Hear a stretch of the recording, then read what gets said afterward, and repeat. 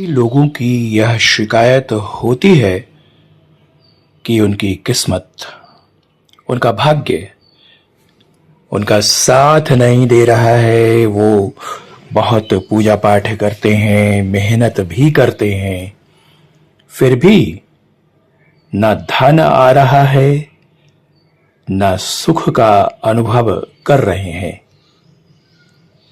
आज मैं आपको बताऊंगा एक तरीका जिसके द्वारा आप अपने भाग्य को अपने करीब ला सकते हैं और भाग्य देवता की सहायता प्राप्त कर सकते हैं। गणपति श्री उवाच चैनल की तरफ से आप सभी का बहुत बहुत स्वागत है और आपसे अनुरोध है कि आप इस चैनल को आगे बढ़ाने में मेरी सहायता करें। आज के जमाने में एक बड़ी समस्या यह है कि अधिकांश लोग दूसरों की तरक्की देखकर जलते हैं, ईर्ष्या करते हैं और उनके मन में इस बात का मलाल होता है कि उनकी किस्मत उनसे पीछे क्यों है।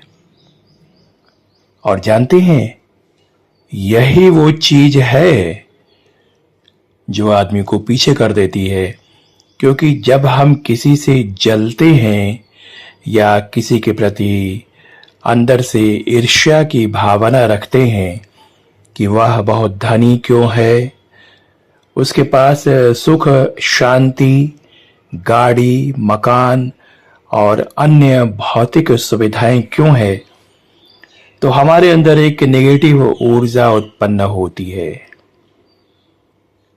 और इस नेगेटिव ऊर्जा के उत्पन्न होने के बाद यह हमारी पॉजिटिव ऊर्जा को बाहर करती है और यही पॉजिटिव ऊर्जा छोड़ करके हमें उस व्यक्ति के पास चली जाती है जिसके लिए हमारे अंदर ईर्ष्या या जलन का भाव होता है और हमारे भीतर जो नेगेटिव ऊर्जा उत्पन्न होती है वह उसकी नेगेटिव ऊर्जा को खींच लेती है।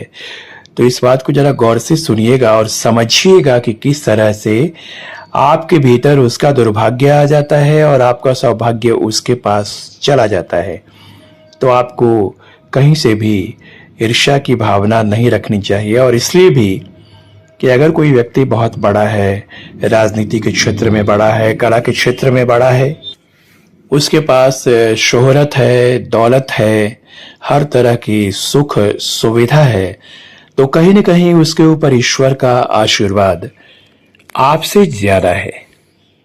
उसने जरूर पूर्व जन्म में ऐसे काम किए होंगे जिसके कारण ईश्वर ने उसके सामने ऐसी परिस्थितियां दी जिसकी वजह से वो आगे बढ़ा है, उसने प्रगति की है, तरक्की की है और उसने बहुत सारी चीजें हासिल की है। तो आपको भी तो ईश्वर ही देंगे और उसे भी ईश्वर ने ही दिया है। लेकिन यह सच है कि वो आपसे कहीं ज्यादा प्यारा उस ईश्वर का है। तो जो ईश्वर का ज्यादा प्यारा है उसी ईश्वर से आपको भी पाना है। तो आप ईश्वर के जो प्रिय हैं उनके प्रति यदि आदर और सम्मान का भाव नहीं रखेंगे तो ईश्वर आपकी कितनी सहायता करेंगे।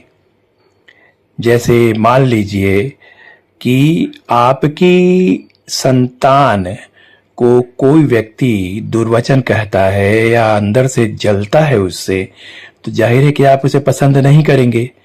तो ईश्वर का जो प्रिय पात्र है, जो उनकी प्रिय संतान है, जिसके प्रति उनका बहुत ज्यादा ध्यान है, उसके प्रति अगर ईर्ष्या की भावना रखेंगे तो फिर दिक्कत होगी ना। तो आपको हमेशा उस व्यक्ति के लिए सम्मान का भाव रखना चाहिए। ईर्ष्या की भावना आती भी है तो उसे दबाइए और कहिए कि हे ईश्वर, मुझसे गलती हुई, मैंने उसके बारे में ऐसा सोचा, वह व्यक्ति और भी तरक्की करे, वह आपका प्रिय है, उसकी तरक्की से मुझे खुशी होगी। दूसरी बात यह है कि अगर किसी व्यक्ति के भीतर ऊर्जा शून्य होती है तो देखिए, किसी भी सिद्ध व्यक्ति या किसी भी साफ दिल के व्यक्ति को आप अपने घर में आमंत्रित कीजिए। मैं अपने लिए नहीं कह रहा हूँ, आपके इर्द गिर्द बहुत सारे लोग होंगे जो बहुत ही अच्छे होंगे, उनका दिल बहुत साफ होगा, उनके हृदय में कोई छल कपट नहीं होगा। तो वैसे व्यक्तियों को बुलाइए और वो अपनी उंगलियों के माध्यम से भौहों को यानी दोनों आंखों के बीच के स्थान को छुएंगे और आपकी जिस समस्या को वो गंभीर रूप से लेंगे, उसी समस्या पर अपना ध्यान फोकस करके वह आपको ऊर्जा देंगे। यह एक बहुत ही जबरदस्त तरीका है और इससे व्यक्ति की समस्याओं का समाधान धीरे धीरे होने लगता है। यह अचूक प्रयोग है और मैंने इसका अनुभव किया है, मैंने कईयों को इसका लाभ दिया है। तो आप इस तरह से अपने आसपास के अच्छे लोगों की सहायता से इसे प्राप्त कर सकते हैं, अपनी समस्याओं का समाधान ले सकते हैं। इस विषय में यदि आपको मुझसे कोई सवाल पूछना हो तो 9229034207 पर आप मुझे कॉल कीजिए।